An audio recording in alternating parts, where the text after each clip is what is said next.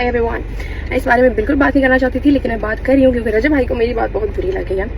जहाँ तक बात रही बात की कि मेरी उनसे बात होती थी, तो देखें भाई, मैं हम्बल हूँ, डाउन टू अर्थ हूँ, लेकिन बगैरत नहीं हूँ। स्टैंडर्ड इतना कम नहीं हुआ मेरा जो मैं उनसे बात करती। अब मर्दों से एक सवाल है, अगर आपकी बीवी इस तरह किसी को मैसेज करे, ठीक है, पहले एक हार्ट भेज रही है, तब भेज रही है जब उसका निकाह हो चुका है 2024 में, ठीक है, 2026 में फिर आपको मैसेज कर रही है, आपको बुरा नहीं लगेगा? लगेगा ना बुरा। अपनी बीवी को तो अलाउ नहीं करोगे, लेकिन कोई मर्द कर रहा है तो वो कर सकता है क्योंकि वो मर्द है। आपकी बातों से, आपके वे ऑफ टॉक से साफ लग रहा है कि आपके पास कुछ भी नहीं है, आपको कुछ भी नहीं पता है ना, आपके पास कोई प्रूफ है, आपके पास कुछ भी नहीं है। आप बस बातें कर सकते हैं, आवाम को इधर उधर लगा सकते हैं। हम आवाम है ना, हम सबको गालियां दी जा रही हैं और हमने बहुत आराम से सुनी है और हम सपोर्ट भी करेंगे क्योंकि वो तो हमारे बाप है और वो हमें खाने को देते हैं। एक दिन एक गाड़ी लेके अगला पूरा हफ्ता उस पर व्लॉगिंग नहीं कर सकती, मुझसे शो ऑफ नहीं होती। आपका तो खानदान पलता है इस चीज पे, मेरा ऐसा कोई सिस्टम नहीं है। मैं तो कल से ये सोच रही थी आप पता नहीं क्या बताने वाले हैं, लेकिन आज तक आपने ये कहानी ढूंढी है। मैं अपने दोस्त को भी कॉल करती हूँ, ठीक है, मैं उसको बोलती हूँ जी तुम ये कहानी कर दो, उसने कर देना है।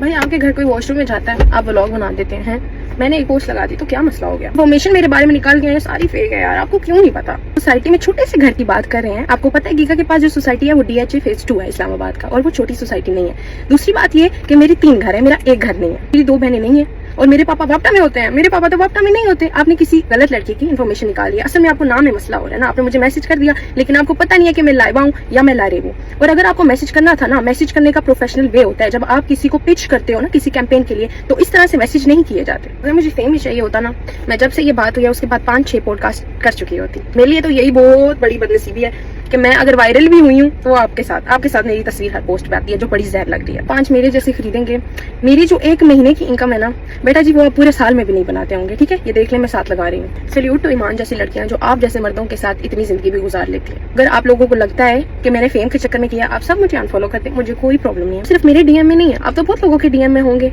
उनको क्योंकि आपका फेम ऑरा लगता है, लेकिन ये ऑरा नहीं है। ये तो मुझे कोई जानता नहीं था, आप मेरे DM में मच्छर मारने आए थे, इसीलिए आपने मुझे कैंपेन के लिए पिच किया था। मेरा हर महीने सोशल मीडिया पे 1 लाख रुपया जाता है, ये मेरा वेरीफाइड बैज नीचे देख ले। ऐसे इंसान को फेम देना जो आपको आके ऐसे अब्यूजिव वे में कुछ भी बोल के निकल जाए, यार आवाम चूज वाइजली। और अगर कोई नीचे आके भी गालियां लिखेगा ना, तो मुझे गालियां सुनने की आदत नहीं है, लेकिन आपके पापा गालियां देते भी हैं और उन्हें सुनने की भी आदत है। आप वहाँ पे जाएं, आप कमेंट करें, कोई मसला नहीं है, खुश रहें, खुशियां बांटे, मेरी किसी से कोई लड़ाई नहीं है और मैं इस बात को यहीं पे पसंद कर रही हूँ। जी हाँ व्यूवर्स, जैसे कि आपने देखा और जैसे कि आपने सुना, तो जैसे कि आप सब लोग जानते हैं कि कुछ ही देर पहले रजब भट्ट ने लारैब मलिक को एक्सपोज करने की कोशिश की, लेकिन यहाँ पर काम उल्टा पड़ गया। लारैब मलिक ने तो रजब भट्ट को खरी खरी बातें सुना दी। लारैब मलिक का कहना था कि मुझे ना तो फेम की ज़रूरत है ना ही पैसों की ज़रूरत है। साथ ही साथ उन्होंने अपना स्क्रीनशॉट भी सामने रख दिया कि मेरे पास इतना मंथली इनकम आती है, आपको शायद मंथली आती होगी, मुझे वीकली या फिर वो डे का बता रही थी कि मुझे इतनी आ जाती है।